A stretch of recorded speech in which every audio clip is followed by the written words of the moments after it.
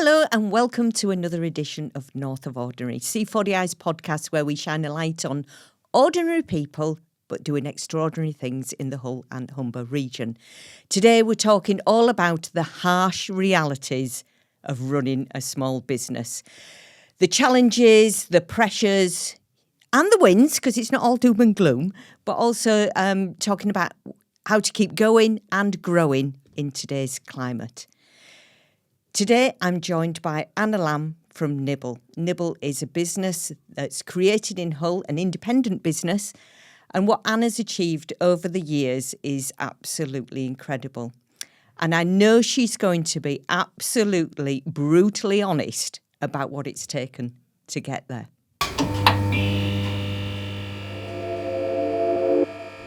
Anna, welcome to North of Ordinary. It's a pleasure to have you with us today. I've been so excited. Thank you. I know you're going to be warts and all, so don't hold back whatsoever. So we'll start with the creation of Nibble. What made you one day decide, I'm going to be my own boss, and how was Nibble born? Wonderful. So before Nibble, there was the Wilmington. And before the Wilmington, I actually was working for a marketing agency. And funnily enough, one of my accounts was Wykeland. So I'd been in hospitality all my life, decided to have a break, got an office job. It wasn't fulfilling me. And I just had a burning desire. I don't know how to explain it really, because I even was thinking back, what made me think I could do it. I remember I found a building, which was the Wilmington, bought it. My mum and dad said to me, you can't even cook. I was like, don't worry about it. It's fine. And I'd been there for about a year. I'd left the marketing agency, and I do remember someone from Wykeland saying, like, who's going to organise us now? And I actually really enjoyed having Wykeland as one of my accounts. I'd set up a catering business as well, and then Wykeland actually came and said, do you remember C40i project? We have a venue available. Would you like to tender? And what I was thinking about was I had like no doubts. I was just like, yeah, I can do that. I didn't think about, did I have the money for it? Could I do it? Did I have the capacity, like hours? Something just made me say, yes, I'll try it. So I did a presentation for Dominic and a few others. And I remember saying, it was only going to be a small 16-seater cafe. I was like, we'll remember what everyone's name is, what they like, what they don't like. We'll make it feel like a community. Sold him the dream, thinking, it's a tender. I may not get it, but I've had a go. Yes, you're in the pot with the others. Yeah. And then Dominic was like, I really love it. Could you get me some CGI images? And I was thinking, I couldn't afford it. They cost thousands. And I said to Dominic, I'll be really honest, I'm going to have to pull out because I just can't afford the images. And he was very kind and he said, look, just get me something so I can see visually what it might look like. And it wasn't really my department. I have no idea about design or, I know what I need to run a cafe, but I thought, I don't know how to do this. And he said, and if you don't get it, I'll refund you the money on whatever design you've spent. And I just thought, you can't ask better than that. Yeah. And I do honestly always believe that everything happens for a reason and really random. My neighbour across the road is one of the owners of Fresh Design, and I don't know how I got talking about it, but he literally produced some CGIs for me for a few £100. And every time he comes into Nibble now, I always think it's down to him, really. And presented them to Dominic, and he was like, amazing, we want you. Ooh. I know. And then I was like, oh no, what do I do? Yeah. And I do remember I'd be filled with like waves of excitement, but also like, what the hell have I done? Yeah. So that's how it began. And it literally was foundations. And I love my old pictures, and I would go and visit, and still running and working at the Wilmington, still doing catering. And then when it finally got together, I didn't have much money whatsoever. And I managed to strike a bit of a deal with a building company. And they said, if you get us all the materials there, you just have to pay for the labour. And I'm not joking. It was like a mud trap here. And I brought in every packet of tiles, every piece of wood. And then by the end, I think the builders felt sorry for me and they would help me lift things in. But it was literally a labour of love. on a shoestring budget, you know, had to buy everything secondhand. But that's how we, you know, started. So it was from there, really. Excellent. And what was it like in those first days, first months, first weeks of opening? Yes. So it was really bizarre. Obviously, C40I had been built. The building was open a few months before us. I think the only other businesses in the area were Humber Keys, Thieve and Harry's, Minerva, but the Humber Street just hadn't been developed at that point. You know, all the other buildings around us weren't here. And I'm not going to lie, I really loved those days because we felt very part of, like, you know, C4DI. It was we just looked after the office staff. We were open Monday to Friday. We didn't have to work weekends. And it was just nice, you know, very slow paced. We had like 3 members of staff. It was really quite quaint and nice, really. And do you still have any of those staff with you today? I do have Lorna. We are literally part of the furniture and the oldest in the building. So, and I couldn't do it without her. She's like, you know, my right-hand man, and we've got to know each other so well over the years. So, yeah, everyone remembers Lorna. I don't think you could not forget her, really. Exactly. And did you have a chef at that point, or were you doing it between yourselves? Or Yeah, we had a chef, Louis, who has gone on to great things. There was me and Lorna, and we had another guy, Daniel, and he's actually started his own business as well. So there was just us 4, and I don't know how we did everything. We literally took the orders, washing up, did the coffees, the food. If I thought about that now, yeah, I don't know how we would run. You know, it's mad how you start.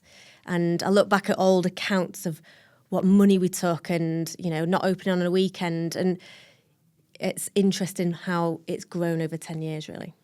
because a lot of people see the front of house, and I often see you in the kitchen.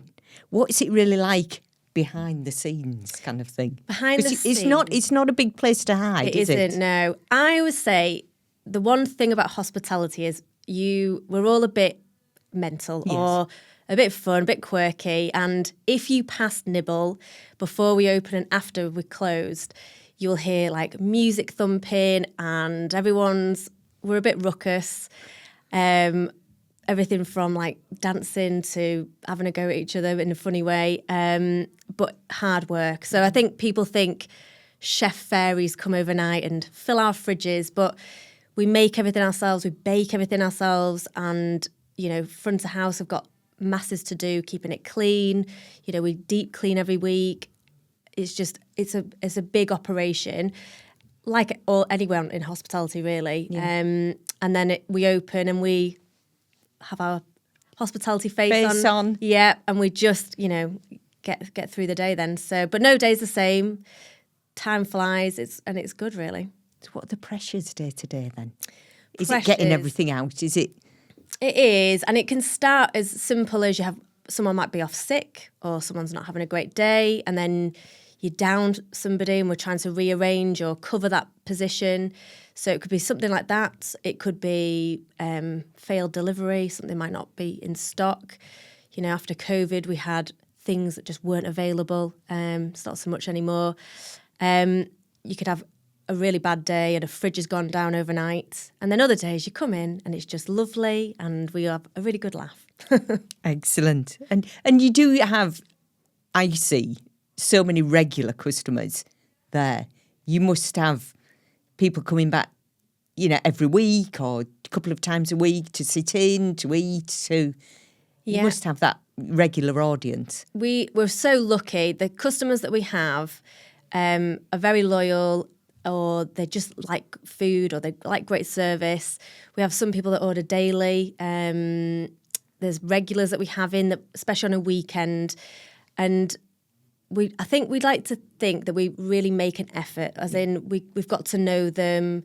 And it's really interesting. We've had people that come in that they were dating, then they got married, now they've had a baby. Oh. Or sad times, you know, someone's lost somebody in the family, and, you know, only the other week, it would have been the first Mother's Day without this person's mother, and the staff, bless them, bought her breakfast. Oh. And you could see how much it meant to her. And I just think there's such a good, you know, like such a good team. They're so thoughtful. It's not just they're a customer, it's a person, it's a number. You know, like you build relationships with your customers. So It's genuine, isn't it? Yeah, it's really nice. You mentioned COVID earlier. Would you say that was your toughest time in business? I mean, there's been a couple of tough times. I would say before COVID, I always remember I had one member of staff. This is my first cafe, first business. And I was new and didn't realise, you know, they have a holiday. I had to pay holiday pay. I didn't have the money. And then who's going to help me run the cafe? And God love my mum and dad. They came and helped me.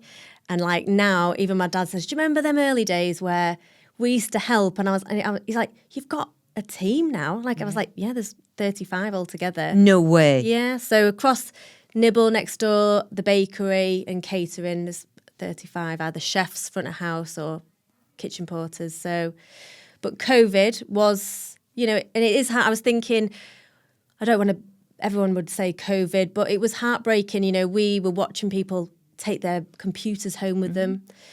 I was thinking, this is it. Like, not so much, I was worried about closing the business, but I had all my team, how are they going to pay their bills? Yeah. How are they going to buy food? This is all before the help came through. And I definitely say it was the hardest time, and I learned a lot from it. And I feel like it made me realise what I needed to be, not just a boss or a owner, I had to be a leader. And there's some things that I did during those times to help the team. You know, I used to ring every single person every Friday and just check in with them, make sure they were okay. But we didn't close for long. We reopened as a takeaway. I would say the hardest time was coming out of COVID. Yes. Maybe a year or two after COVID. It was just really unenjoyable. Everything from... And people changed the way that the habits and... Yeah, so we changed our customer base, but everyone had gone from being missing people, grateful to see you, to really... A lot of people were, I think, worried in themselves, so they were impatient, a little bit more high demand, a bit grumpy. You know, everyone had that weird stage of coming out of COVID where it just felt a bit odd. And then we struggled getting food in, or the prices were skyrocketing, you know. So that was the toughest, really. And it really challenged me to think, you know, what do I need to do? How am I going to do it? You know, who's the most important? It was the team, because obviously if my team are well looked after and are happy, they will look after the customer, they'll look after the business. So it was, you know, quite tough, really. So I think the longest we were a takeaway for was like 7 months. And how do you motivate people? We literally were working for 3 days a week, and you could only go home. You couldn't go out.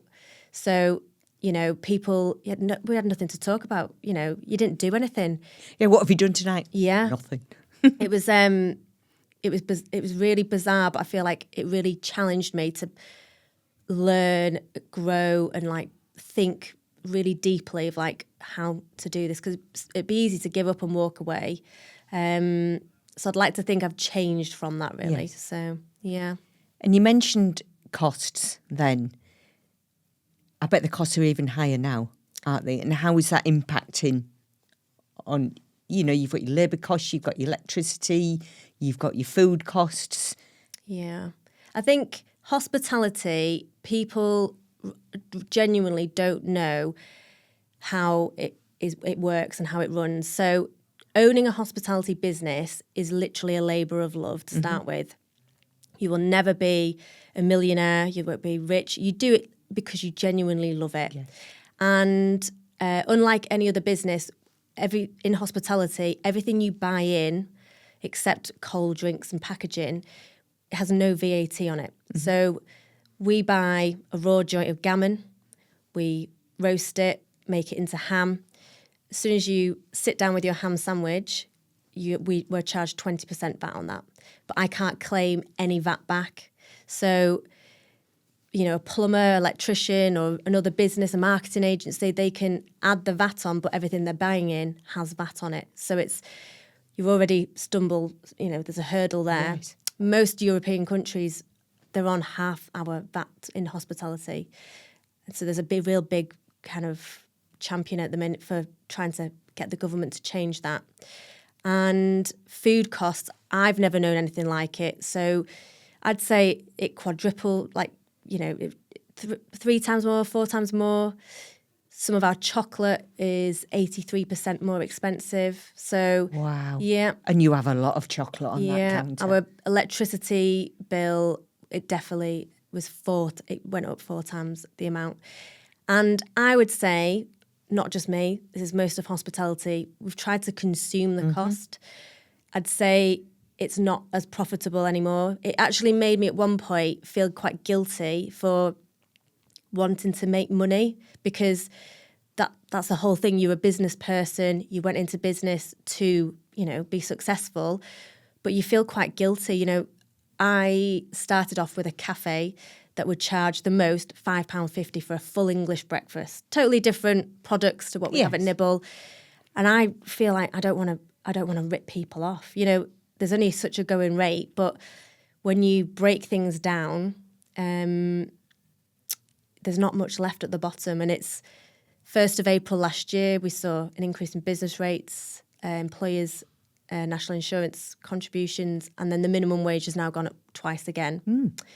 So it's really tough. And it's quite sad, really. There's been a few around here that have closed down because people see that you're full and busy, but a full and busy place does not mean you're successful. Yes. You're balancing all the time. And when they reduced the VAT during COVID, we didn't make money. It was just such a nice breather. Yeah. It would just, I think, help all of hospitality, and that's pubs, cafes, sandwich place, restaurants. And it's tougher than ever. It's a real sad, I think it's very sad. You feel in catering, I don't do weddings because I just couldn't charge, triple amounts because it's a wedding. So I just do corporate catering or private parties.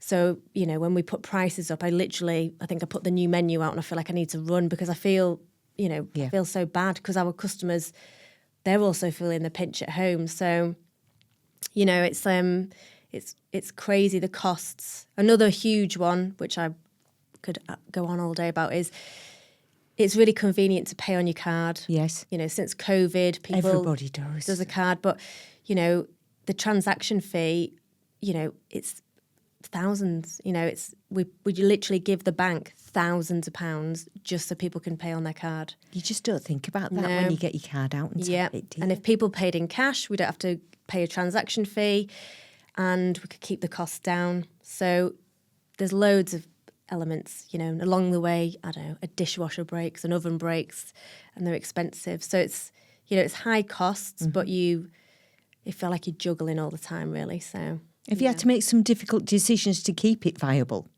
Kind of thing. Yeah, I think the tough decisions are still to come. Obviously, during COVID, there's the opportunity to have what we now call next door, and that is a takeaway business, and it's for the busy person. But the business model is better. It's less staff. There's no washing up, or I don't have to buy crockery or breakage of crockery. And you can, I suppose, if it's in and out with takeaways, you seem to more people rather than them sitting down for an hour and. Yeah, that's it. And outside at Nibble, we have a QR code, so you can order and pay. So that was just to save people queuing up. It requires a few less staff. But some places in hospitality do have QR codes on all their tables, and that's one of our biggest costs is, our payroll. And it would be a sad time where you have to just get rid of front of house staff. And they're the characters. They are. And that's what is part of our, culture, ethos. The same as some places have, closed down because they've had to compromise quality. So they've, instead of buying a certain product or could be cut of meat, they have to go a bit cheaper, which is not, no one wants to do that. So, I think difficult decisions are to come. We've lasted 10 years, but you'd be silly not to, look at everything, And there's loads of decisions we've done to cut costs, but now it's the biggest one is payroll. It's hard, and that is what, good service makes the place really, or chefs cooking great food. You mentioned 10 years then. You celebrated your 10th birthday did. earlier this year. In those 10 years, what has changed the most? What has changed with you the most, really? So I love thinking about old Nibble. 10 years ago, we were small, and how it grew, and then we increased, weekends, the buildings around us. Humber Street was amazing to have that redeveloped and have more restaurants, more bars and shops in there, more offices, more people to the area. So that's been huge. It's like once, you felt like you were just floating and no one knew where we were. All the time people would say, I don't know where you are, we're under a mound of grass. And it's nice now that it's finished and, it's all been redeveloped. But customer-wise, it's interesting, you do get it where people used to say, well, at Greg's I can get 3 sausage rolls for £1, or, I can buy this cheaper. And I feel like now we get that a little bit less because people understand what we are and what we do.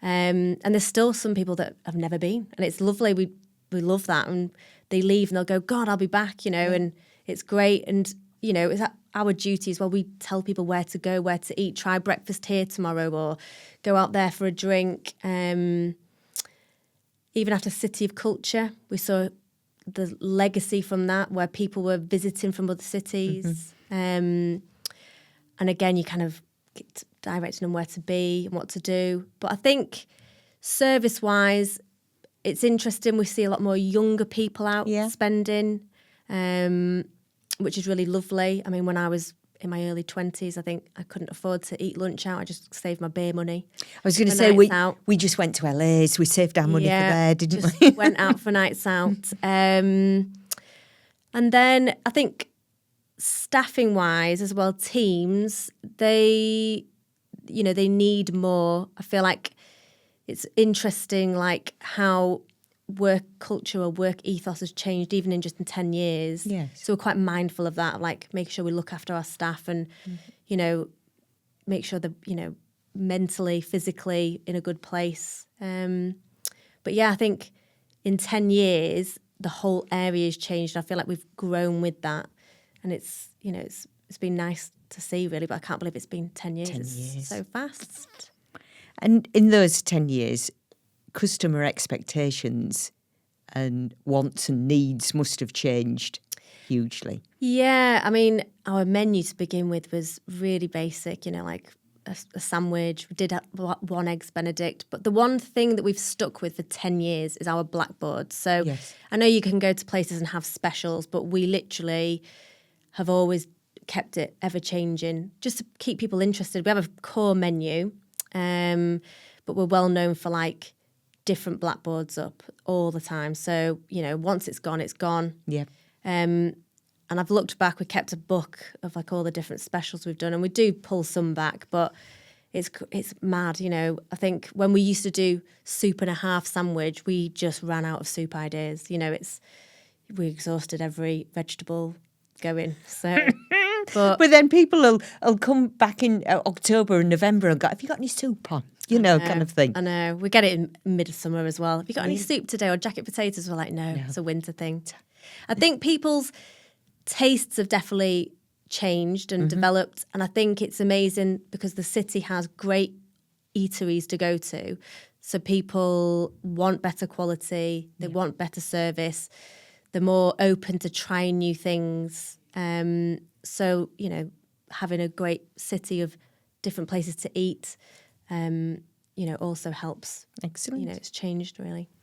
Back when you opened, social media wouldn't have been a thing, would it? But how is that impacted now? How do you use social media for the business? I think when we first started, we had Facebook and Instagram, and Facebook was a bit more like prominent, really.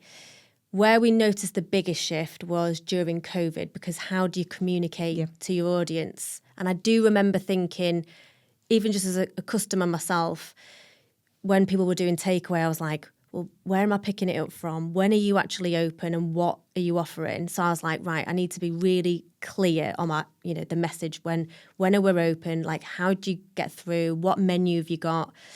And it really grew from there. I actually have stepped away from Facebook. It's on there, but I am not logged in at all. And I do put that on like a bounce back message. I feel like people were quite aggressive on it. So like you'd have 11 o'clock at night, I need to see a menu, like question mark. And it was a lot. So I just came off. I just thought it's not doing my brain any good. No. So Instagram's our biggest one really. So that grew in size during COVID. And then we've had a couple of food reviewers. Yes. And then one it absolutely blew up really. I mean, I felt we actually couldn't cope. So, he paid for everything. It was an honest review. And we still get people coming in now and we're like, oh, that was like 4 years ago. And they think it's just happened, yeah.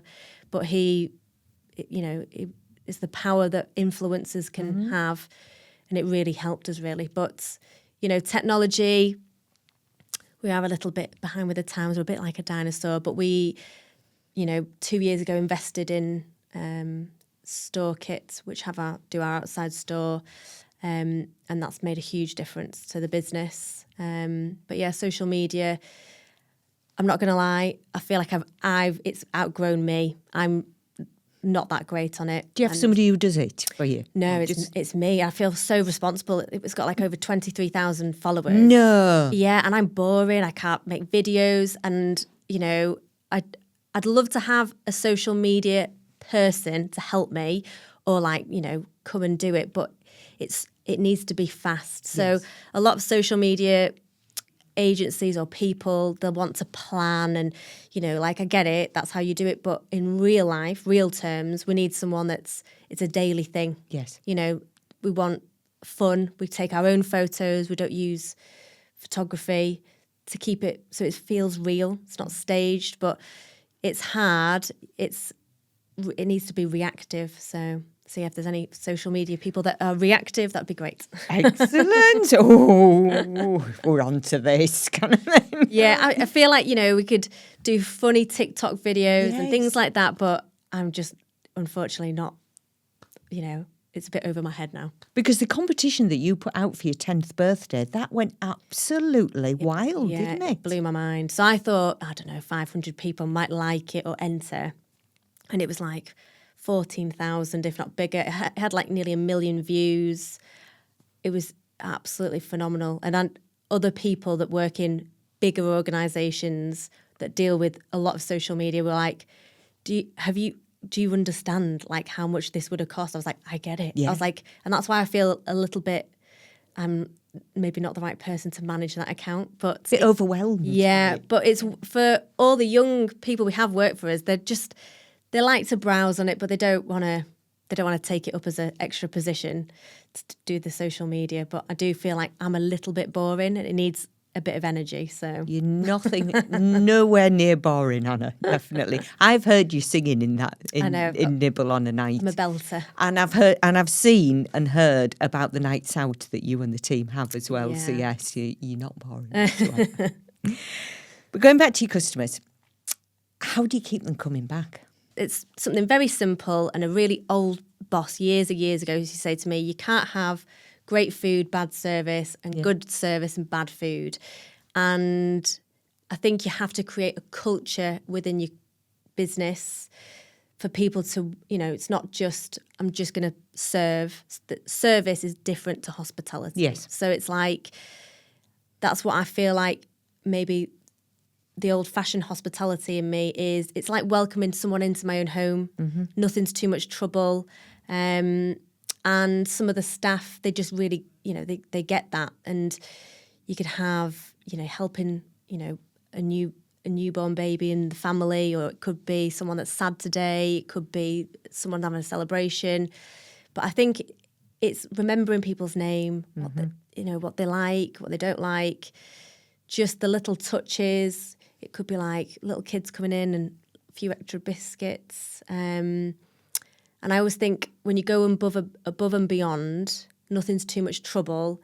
It goes far. I say it all the time to others, think about your experience. It could be you've bought a packet of chewing gum, but that person serving you was just really lovely or friendly, and you think, oh, that's made me feel great, Yeah. So it sticks as well, doesn't it? Yeah. And one one of my biggest things I do say to everybody that we work with, people work really hard for their money, and cost of living is very, it's stretching people. So anybody that's choosing to spend with us, it's a real privilege. So they need to feel like they've had real good value for money, because otherwise you've worked really hard and it was just substandard. So just okay. Yeah. Kind of, you don't want them to leave with that. It was all right. And it's like, even when we're closed, sometimes someone from the office just needs a sweet treat and a can of Coke. And I'll say, like, don't just turn them away. Like, it's, be helpful, be kind. If the card machine is already off, they can come back, pay for it the next day. But I also think that came from, like, my first ever cafe. I used to be locking up at the end of the night, and somebody would come running round the corner. A wagon would pull up and just say, I was just after a cup of tea. And I'd go, give me 2 seconds. And I'd run back in and make it.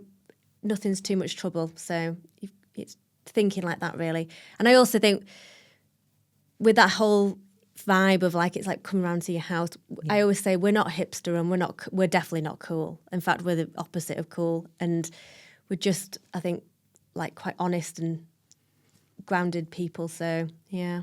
Excellent. Going back to you, it must be tough running a business of that size. Not just Nibble, you've got Next Door and you've got the Makery as well. How do you stay motivated to put a smile on each day, like you say, put that front on? And it's an interesting one. And I think there's only been a small blip where I really felt like I lost myself, and that was coming out of COVID, because I'd given everything. And I do think you have to be self-motivated, and, no one's going to help you. There's no magic fix. Yeah. So I take motivation from looking after the team, creating a culture. I just think, no one wants to go to work, but if you can create a nice environment, and it's nice for me to, be in there and work with them. But for me personally, I do try to reflect. So on an evening, I will ask myself every day, like, have I motivated anyone today? And sometimes I've been a bit down or a bit moody, and I think, it's not good enough. You need to sort out what you need to, go to bed early, go to the gym, go for a walk, and, like, bring it back tomorrow. Or when you're really feeling it, I'll say, would you want to hang around with you? And I always think, no, like, you're being boring, miserable, a bit moody. That's the person I want to be with. Yeah, kind of thing. I try and check in on myself, and exercise for me has been a big one for me. So I go to the gym regularly, or I go out walk the dogs. Because you do the run club from... We do every last Sunday of the month, which has grown. We've done it for over a year now. So I must come. Yes. At some point. You would love it. You get coffee and cake after as well. Ooh, how far do you go, though? 5K. So we go round the deep, right to the end of Victoria Dock, and then back up. So coffee and cake. How many are you up to now? How many? I think our biggest one, we had about 60 people. That's so, yeah. And that was with Project Y. So they do all the warm-up. I don't have to do any of that. So but I literally was not a runner. And over a year ago when we started, I got into it, and I'm having a go at it now. So, but yeah. Excellent. But exercise is really underrated. I think, like, it really does help you. Or good diet. I need to be strong for work. I need to be healthy. You are going to have to do extra hours. You have to look after yourself, really. Do you think people underestimate what it takes to run a small business? I think some people go into owning their own business or running their own business maybe with a little bit of, I wouldn't say delusion, but you can't think about what salary you used to get paid or, That's in the past. Yeah. It's about devoting and being passionate to that business. And sometimes there's a lot of sacrifice. And you will question whether it's all worth it. When was the last time you had a full weekend off? I've been better the last few years. Yeah. I've made sure, but sometimes it just happens where a chef has left and you've got to pick up the hours. I'd say a lot in hospitality, the owner is in with the business, and it's not a bad thing. I think people question that. I'm a bit I interfere or I'm there. But you see if anything's broken, you help morale, you can make changes, you've got your eye on the ball. It's not that kind of business where you can just be You can dip in and out. Yeah, sat in Barbados, Yeah. checking everything's okay, or in an office. It's not, it's real people, and, you've got to see what's going on. But I think people sometimes maybe start a business and then think, I didn't realise it was going to take up all my time. Yes. So, every single day of the year, you can't switch off. It's just, it's there. So And be flexible and adapt Yeah. to what's happening. Don't Yeah. just, Yeah, it's hard, but Excellent. worth it. So what's the future for Nibble then? How many other places are you going to open? No, I've said this is me done. We're a lovely triangle at the moment. So we've got Nibble and next door, and our bakery's on the marina. Yeah. And if there was an emergency, I'm very close by. I think hospitality isn't what it was. I think smaller is better. So obviously, because you've got less overheads, less costs. Yeah. But I think it's just I want to enjoy it now. So it's like, I think, and I always say never, but, I'm enjoying what there is. But I know I sometimes think that's a great opportunity, or...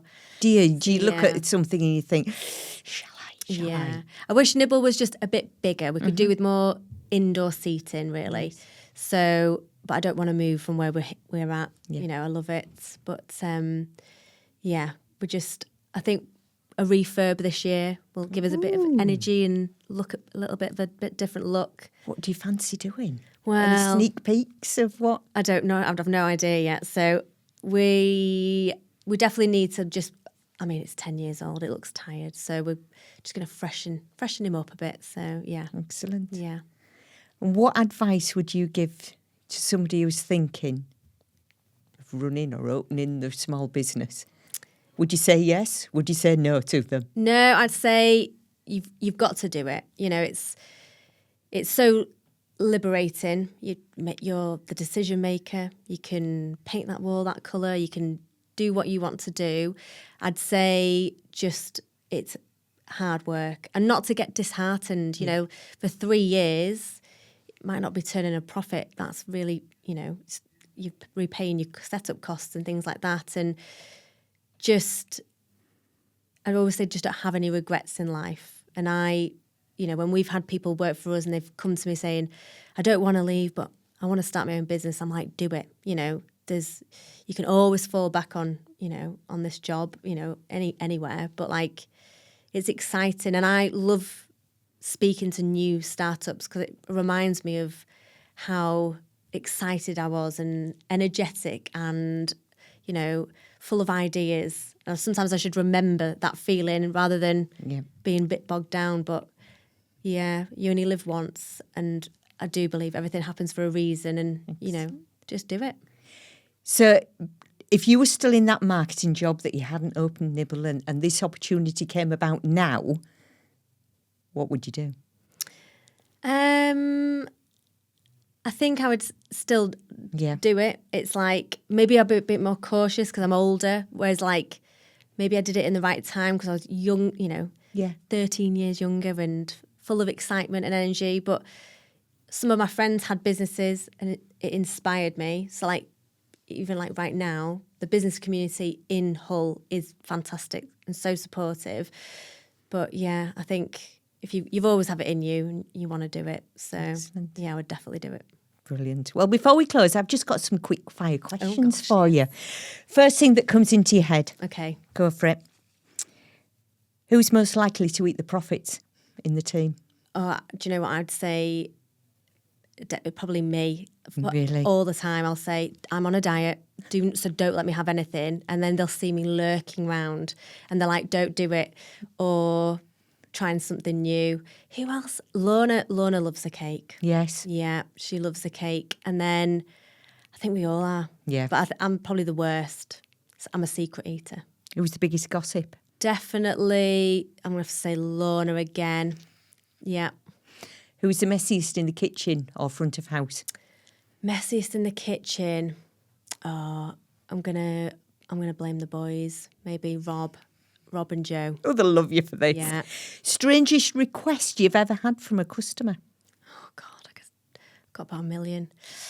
Strangest request. I mean, we get ones, it's more dietaries. So Right. they'll come in, obviously they want to spend their money and eat out, but they're allergic to red. We've had allergic to colour, allergic to herbs, literally you name it. And we just tried to cobble something together. So sometimes it blows your mind and you're literally having to work back through all your ingredients. Luckily, Yes. we make everything ourselves, so we Yes. know. We have a debrief most evenings to talk about the funny things maybe that have happened during the day. So, yes. Oh, can you invite me in one of those, please? Yeah. It'd be interesting to hear. I think hospitality venues, Yes. if everyone wrote a book about experiences, it'd be hilarious. Couple more. Best customer compliment? How lovely and helpful and always happy the staff are. I get that a lot, really. And then I say things like, I beat them with a stick in the back. Best seller on the menu? Dockside stacker. Some days, egg in a hole, huge. Hash browns is up there. People have loved them for 10 years. Yes. Literally, that's one of the first things people say to me, your hash browns. So, yeah. Best customer? Best customer. Oh, we've got loads. Obviously, Tina. It's hard to pick. Yeah. Because we have so many regulars, and that would be really naughty to say which our favourites are. But I feel like we do look after our customers. So we've just got too many gorgeous ones. And finally, one last one. Who's the first on the karaoke on a night out? Annie for everything.